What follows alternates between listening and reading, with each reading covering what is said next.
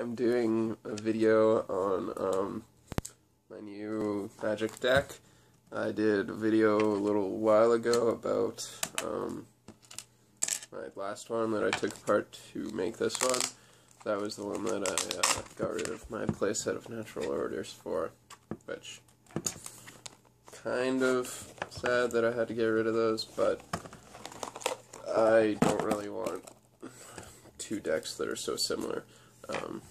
This one's a lot more ridiculous than that one anyways. So, getting started. It's an infinite combo deck, and the two main cards, the two cards that get me infinite, I go for infinite mana, is this guy. I kind of like the flavor for him, because there's a playset, by the way.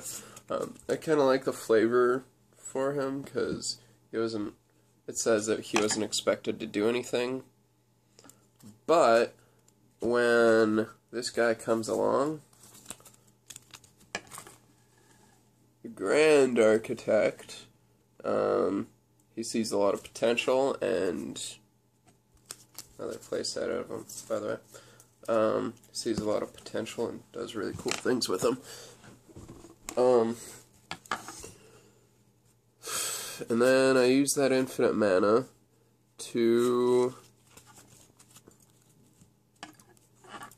I've got only one of these. I'd prefer four, but whatever.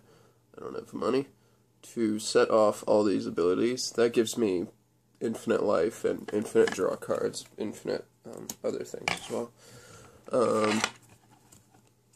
And one of these, just because with infinite mana I can instantly tutor straight into my hand. And then full play set of these guys. And this is why this deck is way more ridiculous than the last one.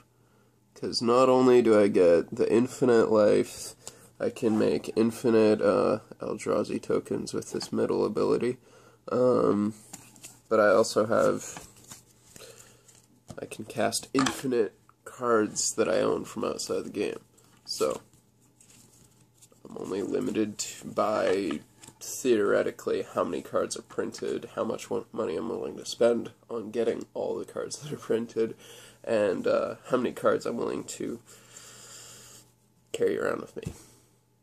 But the whole idea was to be able to go anti-combo and then grab, say, I don't have another box of cards around here, grab another box of cards and then just dump it onto the table. It's going to be hilarious. I've played with it a couple times and people are kind of surprised at it. The whole, well, I've basically essentially got 9 Birds of Paradise. I do have 3 proxies of Noble Hierarch here, just because these cards are running at like an average of $50 right now, and I don't really want to spend $150 on basically 3 Birds of Paradise. But yeah, I'm basically running 9 of them, just because I really like my 1-drop mana guys. It helps me get off like turn 3 and stuff. A full playset of Defense of the Heart. There's another proxy in here, as you saw, and that's just because the other one's in my EDH deck right now. Full playset of these, and this is good because my combo is based off of 3 creatures, so this lets me tutor for any creature that I need in my hand. Also, with Defense of the Heart, goes well with the 3 creature thing, because if I have one in my hand or in play, then this just sets off and gets me the other ones. This also, Defense of the Heart, matches up really nicely with a card later on in the deck. Sylvan Library, one of the best cantrips in the game. I've got another proxy just because it's in my EDH deck as well. But the ability to draw you 3 cards a turn at just the cost of life. You can't beat it, especially since I tend to go off, like, I'll say like 15% of the time I go off the turn 3, but like more like 85% of the time I'm going off turn 4, and unless I'm playing against a really, really aggressive deck, the paying life is, it's just there to use. It's like mana. As long as you end the game with at least 1 life and win, doesn't matter how much you paid or how much you lost. Full playset of Preordain, just to dig through my deck, and 2 of these just to dig through my deck once again. So that's all of the spells. Now we're off into land. This is one of the best land, just because it has basically no drawback for anything. It just comes into play untapped. You can tap it for any color mana you want right away. The only problem is if you tap it 3 times, you have to sacrifice it. Whoopee. By turn 4, like, usually I don't even sacrifice it. I just use like 2 mana off of it, and I go off and win. Anyways, this is the one that combos with this, because if they don't want to play enough creatures for Defense of the Heart to go off, you just give them creatures, you force them to have them, and then you search for your 2 guys, put them directly into play, and yeah. So that's a really good one. Full playset of City of Brass. Just, this deck is very, very centered around getting its colors without getting tripped up, so there's no basic lands. Yeah, I got 1 of each art. I thought that was pretty cool.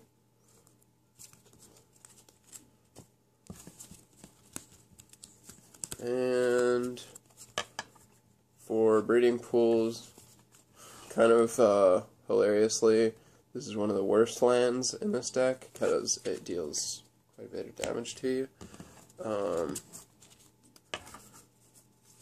Whereas other decks love it because of its dual land type. But I just basically have all lands in here that don't come into play tapped, like gates. I wouldn't play them in this deck. This is one of the better decks too, because you can make colored mana when you need it, but if you don't need colored mana, you don't make it, and then you don't get damaged.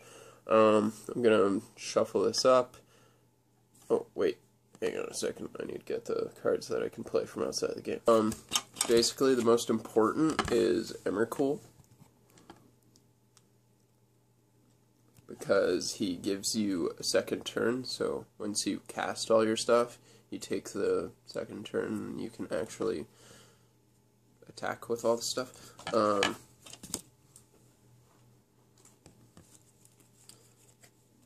Then I've got 5 Pathrazers of Omog, and I've got 1 promo. Woohoo! He's pretty cool. So, I believe my Annihilator count goes up to like 20-something once I take my extra turn and attack with everything. Like, I've got 5 Annihilator 3s right here, and then Emrakul is Annihilator 6, and then Spawn Sire, once I untap him and do stuff, he's like Annihilator 1. So, yeah, making you sacrifice a bunch of stuff and dealing lots of damage. And then, this is kind of awkward, because in my joy of finding out Spawn Sire's ability to cast all of those creatures from outside the game, I passed up the fact that you can just pay 4 mana to make Eldrazi tokens, which with infinite mana you basically get infinite Eldrazi tokens. But anyways, I passed up that and spent like I think it's 50 cents on 10 of these skittering invasions, which are basically pointless once you can make infinite Eldrazi tokens just for mana. But yeah, these just give me like 50 Eldrazi tokens, which these are a really important part, because the Eldrazi tokens are all 0/1, so even if you've got infinite, you deal infinite nothing damage when you attack. These Brood Wardens, and I've got like 5 of these, they make your Eldrazi tokens not that small. If you've got a whole bunch of these, you can actually make your Eldrazi tokens bigger than Emrakul. They don't have all the protections and Annihilator, but yeah. So, with 5 of them, I think I've got like 6 Eldrazi tokens. Yeah, they're 10 6s. And making them infinite is awesome. So yeah, once I just cast all that stuff, I go. And now I'm going to shuffle this all up and show you a test draw just to show you how reliable the deck plays. So we got everything shuffled up and we're just going to do a test game.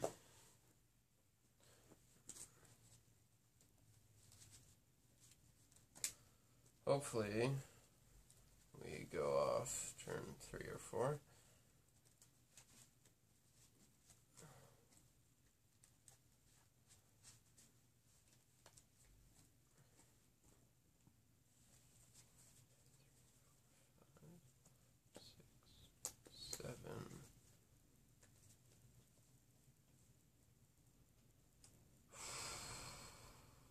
Sure, why not? We got one combo piece we need, a bird, and then, like 3 preordains. What's the chances of that? Gonna go Yavimay Coast, deals 1 damage to me for a bird. Go ahead, that's turn 2. Another Yavimay Coast, 1 damage to me, preordain.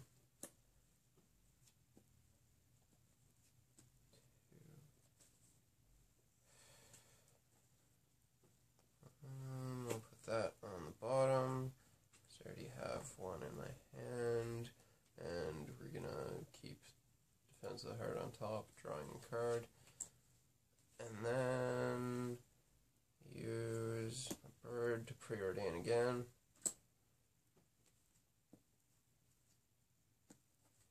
And I'll just shuffle. Put those both on the bottom, draw a card, and why not? That's 4 damage so far. Preordain again.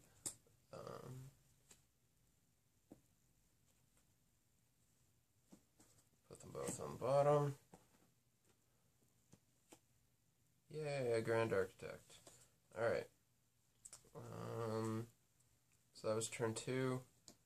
Turn 3, we're going to draw our card. Yay! Forbidden Orchard.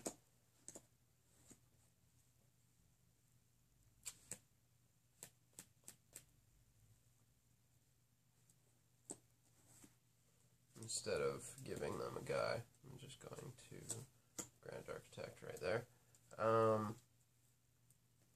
Now turn 4. On you go, tap and tap. Draw.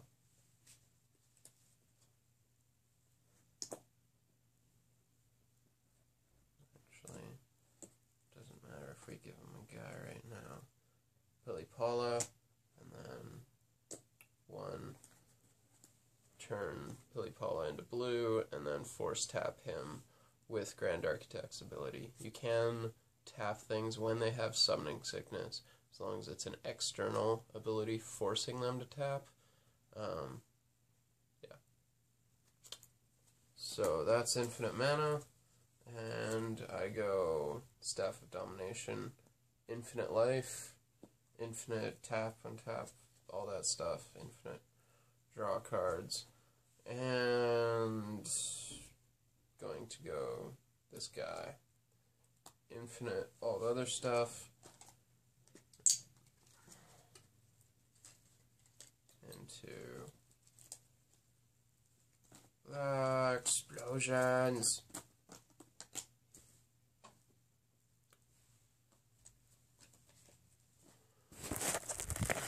Look up Eldrazi cards. There's lots of cool things that you can just cast for not paying their mana cost from outside the game with Swan's Hair Volmog's ability.